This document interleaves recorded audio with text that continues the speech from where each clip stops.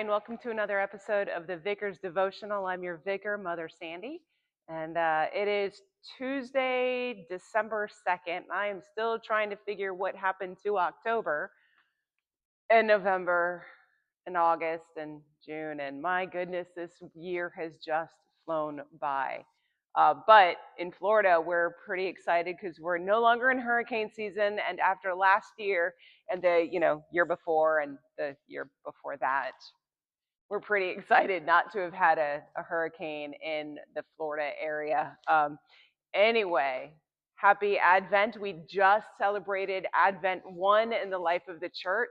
And so we are in preparation. We're in countdown mode to the birth of Christ, to the birth of Emmanuel, God with us. So in this moment of preparation, one of the things that we think about, one of the things we talk about is, what does preparation look like? Because it can be a slippery slope. There you go. So the gospel for today is taken from the Gospel of Matthew, chapter 21. It's verses 12 through 22. And we're going to talk about preparation and how we don't want to do that. And we don't want to force others to do. My microphone keeps flipping over. All right, so this is the gospel. Then Jesus entered the temple and drove out all who were selling and buying in the temple. And he overturned the tables of the money changers and the seats of those who sold doves. He said to them, "It is written, 'My house shall be called a house of prayer,' but you are making it a den of robbers." The blind and the lame came to him in the temple, and he cured them.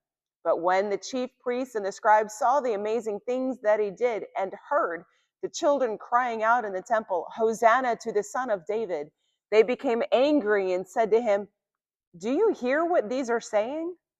Jesus said to them, "Yes. Have you never read, 'Out of the mouths of infants and nursing babies you have prepared praise for yourself'?" He left them, went out of the city to Bethany, and spent the night. In the morning, when he returned to the city, he was hungry. And seeing a fig tree by the side of the road, he went to it and found nothing on it but leaves. Then he said to it, "May no fruit ever come from you again." And the fig tree withered at once. When the disciples saw it, they were amazed, saying, "How did the fig tree wither at once?" Jesus answered them, "Truly I tell you, if you have faith and do not doubt, not only will you do what has been done to the fig tree, but even if you say to this mountain, 'Be lifted up and thrown into the sea,' it will be done. Whatever you ask for in prayer with faith, you will receive." So I'm going to focus on the first part of our gospel for today. And this is just a part of the daily lectionary. So if you do the daily office, which I highly recommend, you would have read this morning. And what you'll see if you look at our daily office, there are different readings for morning and then for evening. And if we do communion during a week, there's even a different set of readings for that. So really, you could be in the Bible all day, every day, and we'd learn something new every day for the rest of our lives. And that's what we get today. So today, this is, if you look at the bigger part of this particular passage, Jesus is in the temple, but this is where he puts together that cord, that whip, right? And he just starts getting folks. He's flipping tables. He's got some feelings. And I'm going to say this because I have heard people say, this is when Jesus gets angry. There's a difference. Because I can be angry and not have that be okay. Jesus has righteous indignation. What he's seeing is literally my house shall be called a house of prayer, but you are making it a den of robbers. They literally are turning the temple into a den of robbers. And here's why. I'm going to make this 2025. The intent behind what I'm going to say is different, and I'll share that afterwards. Say you're on a vacation and you're going in to a church. You have to pay an entrance fee to get into said church. And if you want to pray and you want to light a candle, like we have over here, a memorial candle set. If you want to light a candle, you have to pay to be able to light the candle. Oh, you want to go see the crypts where people are buried? You got to pay to go do that. Oh, you want to be blessed with holy oil, so you want to buy holy oil. You got to pay to do that. Everything you do, there's a charge, but it's not just a charge, it is an inflated charge. So, and I use that as an example when I was on vacation in Germany 2 years ago, 2023. One of the cathedrals, everything, there was a charge for everything. And it wasn't a lot, but it was enough. And what they used that money for was actually to send the money to the communities where people weren't getting fed, or they needed housing, or they needed clothing, whatever. But the money was being raised to help people like, say, refugees, people who were unhoused. They were actually using money to build up the kingdom of God. What we read in our gospel today was not that. These folks who are already stressed about money, they don't have a lot. They barely have enough to live. They're taking these people, they come to the temple with their money that they use to buy groceries, to do whatever they would do in that time. Probably not go to well, I don't think they had malls. Not in the ways we do. But they would come in with like their 75 denarii. And the money changers were there, and they'd say, okay, but you can't use that money. You have to use temple money. It's a special kind of money, completely separate from the world. Zero pictures of whoever. So you have your money. You go to a money changer. You have to get temple money.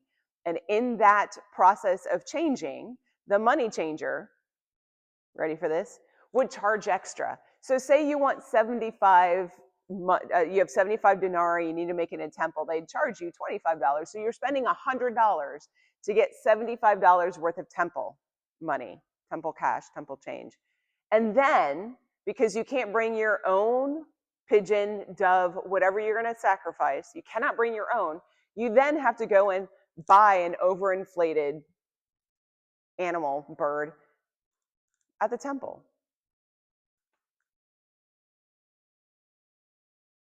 You spend $100 to get 75 to buy an animal that you can't get anywhere else, when really you could easily get one somewhere else. That's what Jesus was upset about. And that money wasn't necessarily being used to make sure people had food. It was being used in ways that did not glorify God at all. And so what was happening is a den of robbers was inhabiting the temple. And instead of people going in because they just wanted to praise God, they were going in with already something heavy on their back, and the temple going, but let me add more to that weight.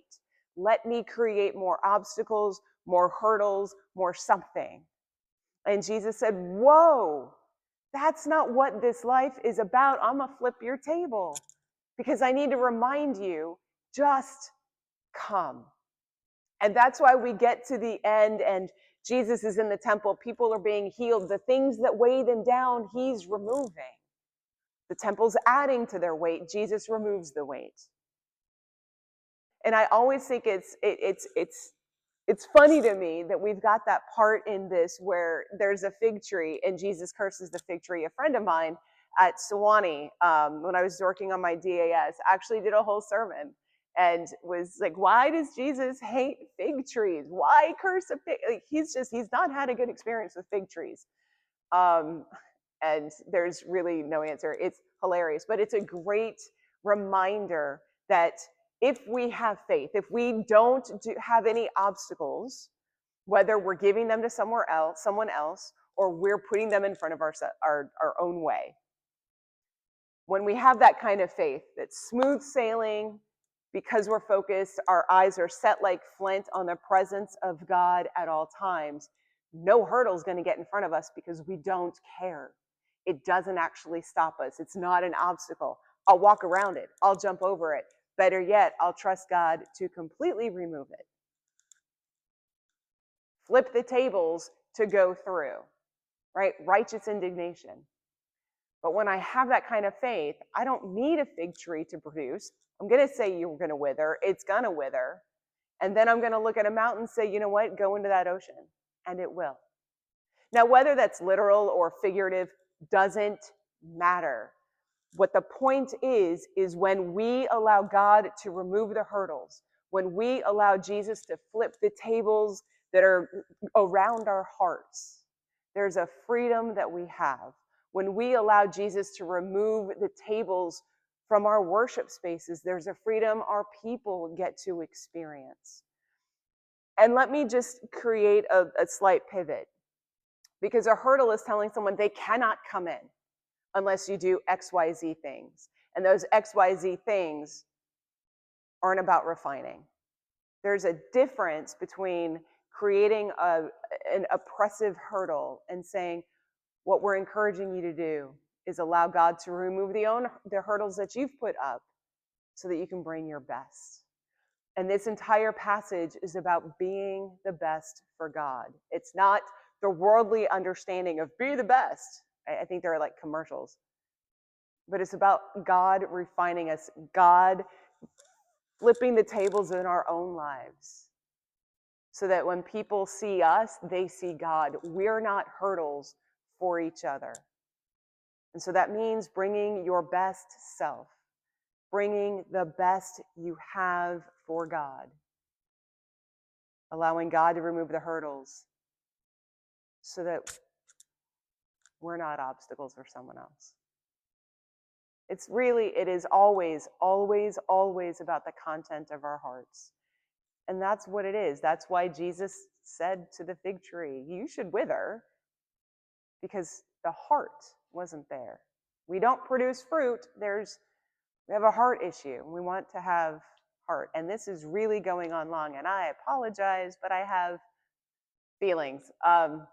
Anyway, so this has been another episode of the Vicar's Devotional. I encourage you to like, comment, subscribe. I will have another one next week.